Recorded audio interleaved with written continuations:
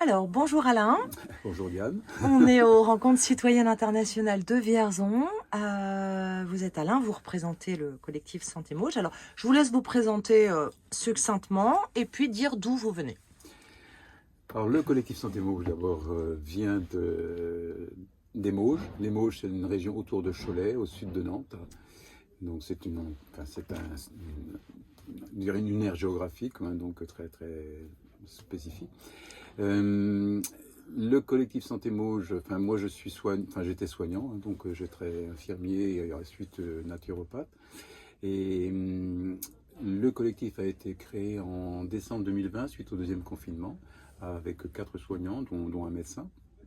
Parce qu'on s'était dit que si on ne disait rien, si on ne faisait rien, c'est qu'on était complice du système et que vraiment on avait besoin de manifester vraiment notre désaccord et puis en même temps développer une information différente par rapport à la population. Et c'est ce qu'on a fait et le collectif a s'est progressivement développé et avec toutes les décisions gouvernementales successives, ça a augmenté la participation des adhérents.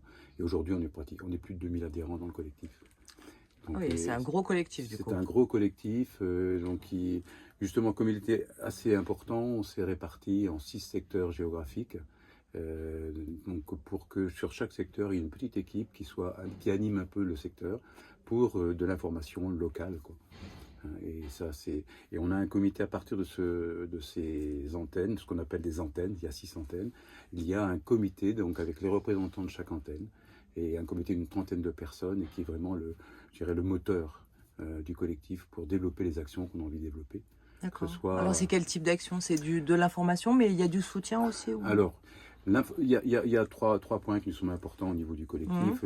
Le premier, c'est l'information, parce que ça, si on est mal informé, on ne peut pas non plus prendre des bonnes décisions par rapport où on ne comprend pas forcément ce qui se passe réellement. Ça, c'est le premier point. Le deuxième point, c'est l'information. Donc, on l'a fait surtout à travers une lettre d'information qu'on publie tous les mois sur notre site. Et donc les 2000 adhérents reçoivent cette information. Et puis on la développe aussi à travers le tractage dans les boîtes aux lettres, sur des lieux publics aussi. Et puis le deuxième point par rapport à l'information, par rapport au collectif, c'est relier les gens. Ça, c'est extrêmement important pour nous. Okay. On avait pratiquement 200 soignants ou assimilés donc, en septembre 2021. Et on a créé finalement des lieux de rencontre pour que les soignants ou les assimilés puissent décharger un petit peu toute leur colère, leur tristesse, toutes les émotions qu'ils pouvaient traverser, le rejet de la société à travers ça aussi. Et donc ça a été aussi un moment très fort, humainement très fort. Et puis le troisième point aussi, c'est relier aussi à travers du ludique aussi, pas seulement les manifestations qu'on a pu faire, on en a fait de nombreuses sur Cholet, mais c'est aussi relier les gens à travers la vie quotidienne, quoi. C'est-à-dire, on a créé une épicerie collaborative, on a créé du troc et don, on a créé aussi un groupe bien-être, il y a même un groupe théâtre, etc. Donc, c'est-à-dire qu'il y a une vraie dynamique de vie quotidienne et de liens qui se créent comme ça, un tissu vraiment social qui se crée sur le secteur des Mauges, quoi. Et l'autre point, le troisième point aussi, c'est la réflexion ensemble.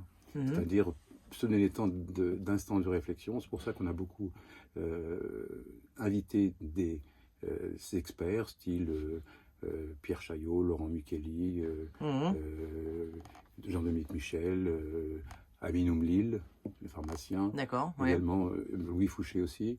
Et ce qu'on aime bien aussi, il y a les soirées, donc les conférences débats, mais il y a aussi des ateliers qu'on propose à la suite de ces conférences pour pouvoir retravailler un peu dessus et puis en même temps intégrer ce qui s'est dit pendant ces conférences. D'accord. Et puis en même temps, on a invité aussi Sophie Guillot aussi par rapport aux vaccinations des enfants. Puis on a fait aussi des manifestations pour soutenir les personnes qui avaient été effectivement injectées avec des effets indésirables. Et on s'est aussi allié au Masque Blanc de Nantes. Donc là aussi, ce qui est très important aussi au niveau du lien, c'est aussi le lien avec les autres collectifs, à la fois au niveau du département du Maine-et-Loire dont on dépend, mais aussi avec la Loire-Atlantique, la Vendée. Et en fait, on a même une fois fait un pique-nique régional, on était 40 collectifs, Et on était 800 personnes se retrouvant donc autour d'un étang pour pouvoir échanger. Okay. Et ça, c'est des moments qui sont très importants parce que il y a l'humain. Pour nous, c'est fondamentalement, c'est l'humain qui est derrière ça. Il y a la situation qui est douloureuse pour beaucoup de gens, mais il y a aussi ce nouveau réseau qu'on veut, on veut créer aussi, d'une autre manière de vivre ensemble aussi. D'accord.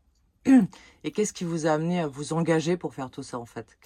S'il y a une valeur profonde en vous pour vous engager là-dedans, parce que j'imagine que ça représente beaucoup de temps et d'énergie. Énormément. Énormément, évidemment. Avec beaucoup de plaisir aussi. Ouais. Et qu'est-ce que ça pourrait être, en fait? La motivation profonde, c'est la première, en tant que soignant, personnellement, c'était insupportable pour moi de ne pas soigner les gens. Déjà, c'est une première chose. Les confinements qui ont vraiment matraqué un peu la relation sociale. Et puis, nous avons 3 enfants, 7 petits-enfants. Et on se dit dans quelle société on veut vivre aussi aujourd'hui, quelle société on va laisser aussi à nos enfants. Nous sommes de la génération, je dirais, un petit peu privilégiée, puisqu'on a eu vraiment tout ce qu'on a voulu, je dirais, sur le plan matériel. Mais à d'autres niveaux, il y a une vraie pauvreté. Au niveau du travail intérieur, au niveau même de la spiritualité, si on dit jusque-là, mais du sens de la vie, quoi. Du sens de la vie, du sens de la société derrière tout ça, quoi. Et pour moi, pour nous et pour moi en particulier, c'est vraiment ça aussi qui est un moteur derrière tout ça. Et puis c'est cette notion de, je dirais, de solidarité.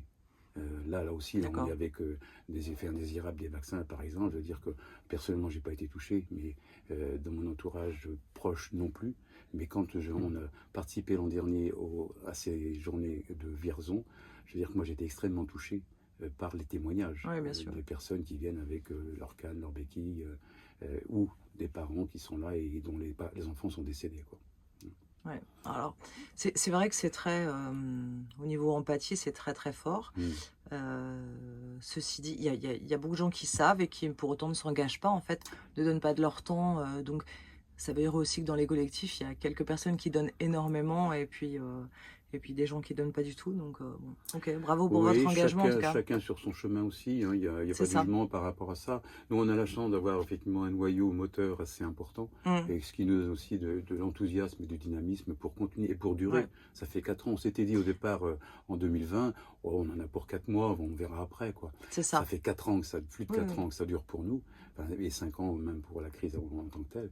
Et c'est pas fini. Je veux dire que les gens croient que c'était derrière nous, mais c'est pas derrière nous. On le voit à travers les témoignages des personnes qui ont des effets indésirables.